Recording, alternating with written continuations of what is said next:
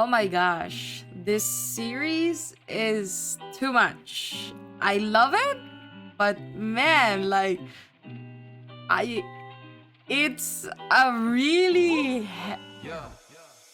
hot chapter. Let's just stick with that. Sadly, Tristan is telling Ethan that he would need to leave Ethan in order to protect him. But I'm hoping that with this departure, they'll be able to achieve the happy ending that they deserve. Before we get started, I just want to remind our viewers that if you like seeing more yaoi content and would like to support this channel, please don't forget to smash that like button. Also, if you haven't done so, please subscribe to this channel and hit that notification bell. Feel free to message me in my social media at ZEALED FUJOSHI, which I'll be using to interact with viewers about more yaoi content.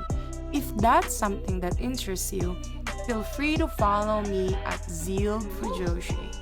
Finally, this episode will contain explicit content and a lot of manhwa spoilers. With that in mind, please proceed with caution. You have been warned. Now, without further ado, let's jump into chapter 53 of Thirst. Oh my gosh, the consensual questions and the way that he's so gentle with him and just making sure that Tristan is pleased in his first time is really, really hot. And the only thing I was sad in this chapter is I was hoping that after Ethan was done topping, I was hoping that they would switch again and then Tristan would top Ethan. But regardless, this was a really mind-blowing chapter, and it's just a completely wholesome chapter because it really is a hot chapter. This is one of the most hottest scenes that you will ever see in yaoi. It's just pure hotness, to be honest, and the emotions are so real and the feelings are so real, and I absolutely love the fact that it is uncensored. That's definitely a big plus for me. Kudos to the author, the artist, and all the editors, and to be honest, all the staff for this wonderful chapter we were given. Like, the author really knows, like, her stuff. I don't know if Asami is a boy or girl. I haven't looked into it, but the feelings are really raw also in this chapter. Tristan's vulnerability and honesty in this chapter, it completely makes you forget that Tristan wasn't a bottom before. And by Ethan telling that he loved him first and being the one to be so open verbally about his feelings sent Ethan into like a complete protector, you know? Not only did that revolution make Ethan fall deeper in love with Tristan, you can really sense how much he wants to protect the love of his life now and his love's future. And let's not forget, he gave up his virginity. Can't be more vulnerable than that. And Ethan is so tender and caring. His only thought was to ensure that Tristan was comfortable, safe, and enjoying this monumental moment. So all of this made a perfect, lead into Ethan topping and taking control. And the scene is just perfect. Nothing was forced, so no egos, no unnecessary pain or humiliation. We got to view a private and intimate, sensual and loving scene between two people who really care and love each other. And as sweet as the scene is, there are two characters who are terrified of losing what they have and also each other. Begs the question to the end of this chapter that, you know, as Ethan said, like, is Tristan really safer with him, right?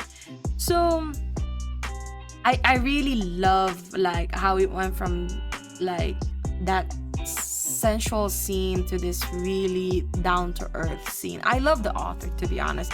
It didn't make them hate each other for too long. I love the angst and, you know, getting your heart broken, but this is all lovely and hopeful now, and having them both dealing with their problem in such a sweet manner.